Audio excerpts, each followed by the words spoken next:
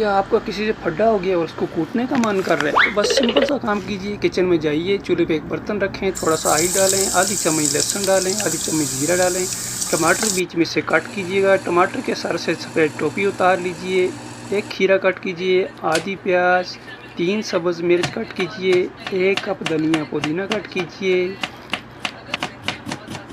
उसके बाद आधी चम्मच आप ज़ीरा भून लीजिए, जो हम बाद में डालेंगे।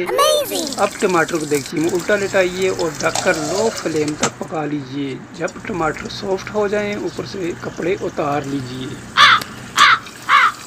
मतलब टमाटर के छिलके उतार लीजिए। अब आप जिसको कूटना चाहते हैं, इसको मन में लाकर टमाटर को कूट दीजिए।